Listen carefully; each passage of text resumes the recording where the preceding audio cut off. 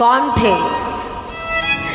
মহাদেব বিষ কণ্ঠে রেখেছিলেন বলে সেই থেকে তার আর একটা নাম হলো, কি নাম? নীলকণ্ঠ। বাহ! মহাদেব বিষ কণ্ঠে রেখেছেন বলে সেই থেকে তার আর একটা নাম হলো নীলকণ্ঠ। আচ্ছা, মহাদেব যে বিষ কণ্ঠে রেখেছেন তার কি কোনো কষ্ট হচ্ছে না? কি বলেন?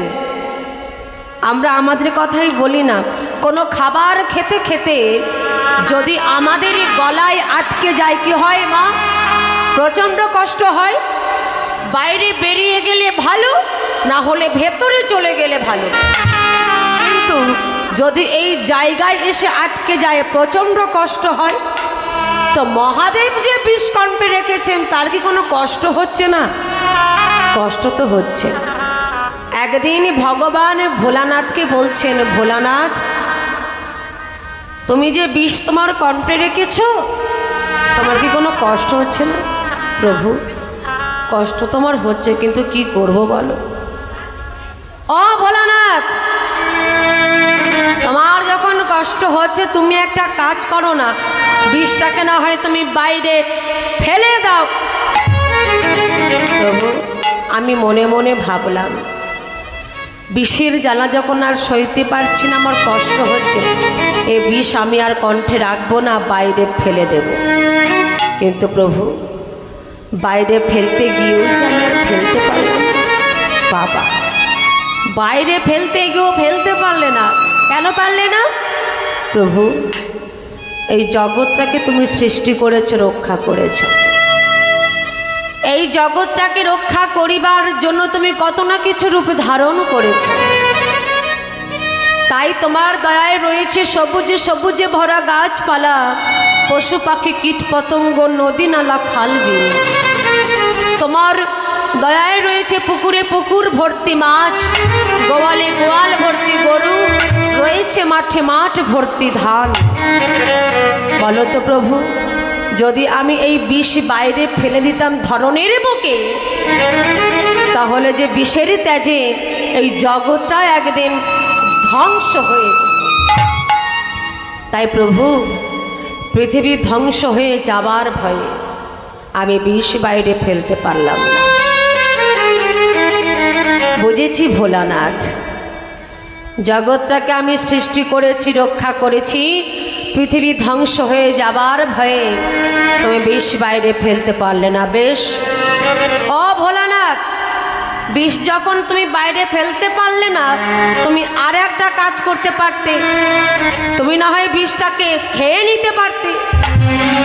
প্রভু গো, আমি তো তাও মনে মনে ভাবলাম, বিষ যখন আমি বাইরে ফেলতে পারলাম না, এবার আমি খেয়ে নেব। কিন্তু প্রভু গো, খেতে গিয়ে ওই যে আমি আর খেতে পারলাম না। এ তো সমস্যা, খেতে গিয়েও খেতে পারছো না কেন? প্রভু, আমি তোমাকে বড় ভালোবাসি, তোমাকে ভালোবেসে রেখেছি আমার এই হৃদয় মাঝে বসে। তুমি রয়েছ আমার হৃদয় জুড়ে, হৃদয় মাঝে বসে, আর বিষ রয়েছে আমার কণ্ঠে।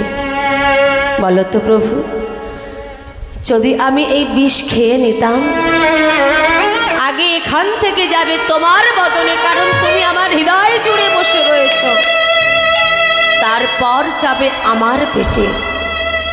বলো না প্রভু, যারে মন প্রাণ দিয়ে ভালোবাসা তার মুখে কি কখনো বিষ তুলে দেওয়া যায়?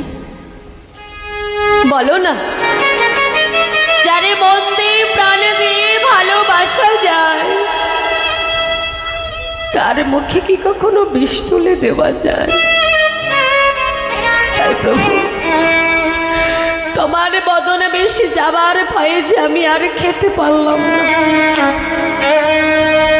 ভোলানাথ, তুমি আমাকে এত ভালোবাসো, এত ভালোবাসো তুমি আমায়।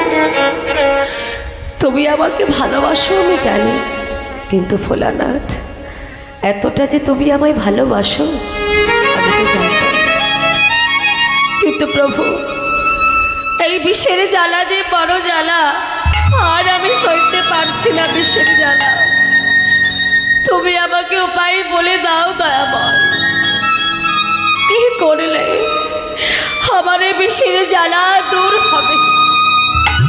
শোনো ভোলানাথ, কলিযুগের মানুষ প্রত্যেকটা বাড়িতেই বাড়িতেই চাঁদা পত্র তুলে তারা সুন্দর করে একটা হরিবাসর করবে।